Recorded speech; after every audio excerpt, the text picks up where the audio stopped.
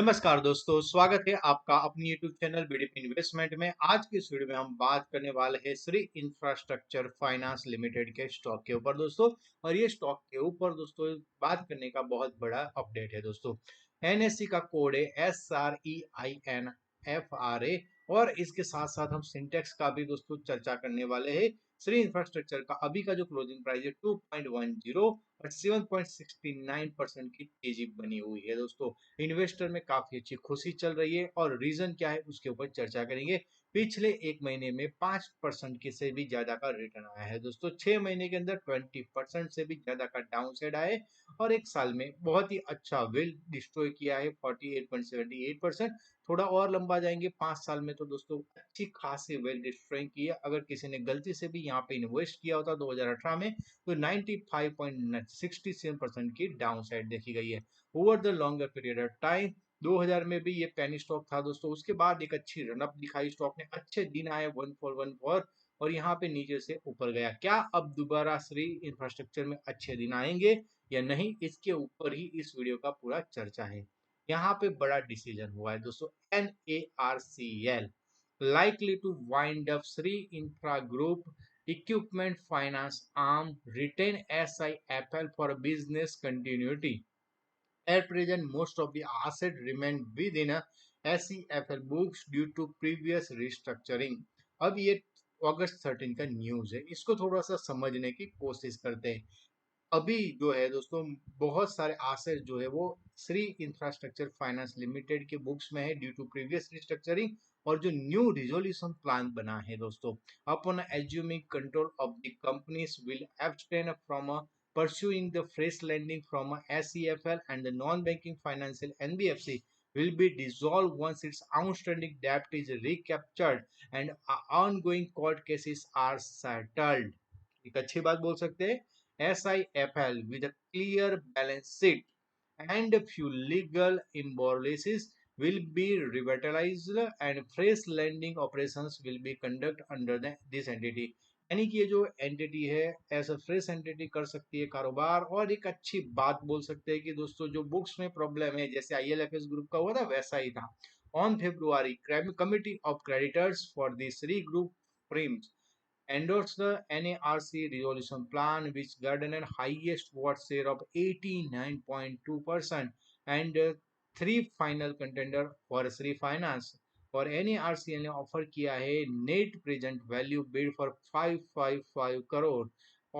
Ottoman Investment and Infrastructure secured the second highest vote 84.86% through a bid 5526 crore. तो ये बड़ी बात है दोस्तों, बड़ी अमाउंट है यहाँ पे। बट यहाँ पे एक चीज देखने वाली है दोस्तों। और जो वर्ल्ड डे पार्टनर्स है एरेना इन्वेस्टर ने, उन्होंने फाइनेंशियल बिड डाली है 4680 करोड़ का और secured third spot with around 9% of the what. and the total value of the NARCL resolution plan is stand at 14,030 crore and cash component is a 3,000 crore is there. Debt debenture and security receipt amounting of 3,300 crore along with the unsecured payment loan of 8,000 crore via optionally convertible debenture, and these payments are are also upon the recovery of the underlying assets over ensuing 7 years। and creditors expect the haircut accept कर लिया है दोस्तों 55% का। और considering a complete retrieval of the uncommitted value of 8,000 crore and the cumulative claims of financial creditor from a two NBFC around 32,750 crore. तो ये जो अगर देखेंगे रिजर्व बैंक ऑफ इंडिया जो है उन्होंने दोस्तों SIFL एंड SEFL जो है अक्टूबर 2021 में ड्यू टू गवर्नेंस इश्यू था और रीपेमेंट डिफॉल्ट के लिए किया था और कोलकाता एनसीएलटी में हुआ था ये सारा मामला दोस्तों। तो ये जो दोस्तों न्यूज है उसके चलते हुए स्टॉक में तेजी बनी दोस्तों। कोई ऐसा है नहीं दोस्तों, ऐसा COC का जो आता है दोस्तों रिजोल्यूशन प्लान, तो जब भी ऐसे पेनी स्टॉक होते हैं जिन्होंने वेल डिस्ट्रॉय किया होता है वो एक अच्छी मोमेंटम अपसाइड दिखाते हैं, वॉल्यूम भी अपना दिखाते हैं। और यहाँ पे आप देखेंगे चार्ट के ऊपर आप देखेंगे तो आप देखेंगे दोस्तों कि यहाँ पे वॉल्यूम आपको दिखा रहे हैं। आप RSI देखेंगे तो अभी 58 है, ओवरबॉट जोन में नहीं है। और जब जब यहाँ पे ए स्टॉक का है कि डाउन फॉल आता है तो लोअर सर्किट में आता है, अपर सर्किट में चलता है, लोअर सर्किट में चलता है, अपर सर्किट में चलता है, लोअर सर्किट, और काफी टाइम से एक रेंज बाउंड मोमेंटम में भी था।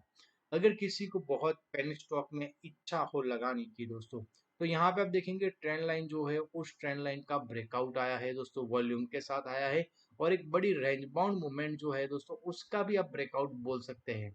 पिछले कुछ दिनों से दो का वैल्यू बहुत ही ज्यादा था दोस्तों, हर दिन वहां पे टच होता था और ऊपर गया है, तो एक बड़ा ब्रेकआउट बोल सकते हैं, और 2 रुपए का साइकोलॉजिकल लेवल भी था।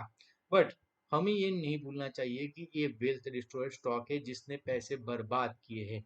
सिंटेक्स प्लास्टिक टेक्नोलॉजी दोस्तों, सिंटेक्स इंडस्ट्री का तो दोस्तों स्टॉक बिल्कुल जीरो हो गया है अभी, कोई कुछ अपडेट नहीं है ऐसा बड़ा। बट यहाँ पे सिंटेक्स प्लास्टिक में जब सिंटेक्स इंडस्ट्री का रिजोल्यूशन प्लान आया था उसके बाद स्टॉक में एक जबरदस्त अपसाइड मोमेंटम दिखाई थी दोस्तों।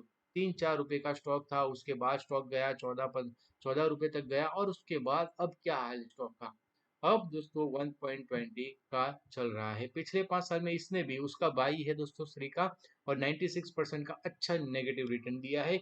एक साल के अंदर 69% का रिटर्न है, और आप देखेंगे तो पिछले एक मंथ में नीचे आता है, फिर एक दोस्तों ओवरसो जोन में जाता है, तो टेक्निकली बाउंस बैक निकल आता है, फिर वापस से नीचे आना स्टार्ट हो जाता है। तो एक चीज समझ लोगे, अगर आप अपने आप को माहिर मानते हो ट्रेडिंग में, और आपको लगता है कि आप अपर सर्किट में होगा तब आप बाय कर लोगे, और अपर में जब जाएगा तो आप एग्जैक्ट टाइम पे सेल करके निकल जाओगे, अगर नहीं निकल पाए तो आपको लोअर सर्किट में झेलना पड़ेगा, भले ही आप प्रॉफिट में हो बट आपका स्टॉक ऐसा हो सकता है लॉस में आ जाए। तो ये ट्रेडिंग के लिए आप इस्तेमाल कर सकते हो, अच्छा वॉल्यूम है दोस्तों और न्यूज अच्छा है, तो टेम्पररी एक पुल बैक आ सकता है, उसमें कोई बड़ी बात नहीं है दोस्तों। जब भी ऐसे पेनी स्टॉक में दोस्तों प्रॉब्लम्स आते हैं, तो ये स्टॉक में सारे जो बड़े इन्वेस्टर होते हैं ऊपर के लेवल पे निकलने की भी कोशिश करते हैं। प्रेशर आएगा, ऐसा नहीं है कि इसी प्राइस के ऊपर आएगा, थोड़ा सा ऊपर भी आ सकता है। बट हमें एक चीज देखनी है कि हमें यहाँ से दूर रहने के ही मोमेंटम देखनी चाहिए। अगर कोई गलती से बहुत ज्यादा ट्रेडिंग करना चाहे और उनको निकलने की आवड़त हो तो वो कर सकते हैं, बट बाकी ऐसे स्टॉक से अवॉइड रहिए, क्योंकि ये ऐसा पैनिक स्टॉक है जो पैसा नहीं बनाएगा, आपके पैसे डुबा सकता है। मैं ये नहीं बोल रहा कि दोस्तों एनसीएलटी में जाने वाली सारी कंपनियां आपके पैसे डुबाती है, बट ज्यादातर वही सिचुएशन होता है दोस्तों, इक्विटी राउंड अप कर लेते, जीरो कर लेते, जैसे हमने सिंटेक्स में देखा। फिर इन्वेस्टर में यहाँ पे ज्यादातर होल्डिंग जो होती है पेनी स्टॉक्स में वो रिटेलर के पास होती है, तो उसका कोई निवाला ही नहीं आता दोस्तों, बहुत सालों तक आपके पैसे स्टक रहते हैं। तो उससे बेटर है कि बहुत सारे अच्छे स्टॉक है जहाँ पे बहुत ही अच्छे दोस्तों कारोबार चल रहे हैं, फाइनेंशियल रिजल्ट अच्छा आ रहा है, कॉर्पोरेट गवर्नेंस का इश्यू नहीं है, तो ऐसे स्टॉक में दोस्तों आप फोकस कर सकते हैं। और ऐसे बहुत सारे स्टॉक हम यहाँ पे इस चैनल के ऊपर डिस्कस करते हैं, तो आपने अभी तक चैनल को सब्सक्राइब नहीं किया तब जरूर से सब्सक्राइब कर दीजिए, बेल आइकन को हिट कर दीजिए। मिलते हैं नेक्स्ट वीडियो में, धन्यवाद दोस्तों, थैंक यू वेरी मच। और ये सारे मेरे पर्सनल व्यू है, कोई रिकमेंडेशन नहीं है। आपके व्यू क्या है वो मुझे जरूर से कमेंट करके बता सकते हैं। और आपको अगर ट्रेड या इन्वेस्ट करना हो तो आप अपने फाइनेंशियल एडवाइजर की सलाह लेके ही इसमें ट्रेड या इन्वेस्ट कर सकते हैं। धन्यवाद।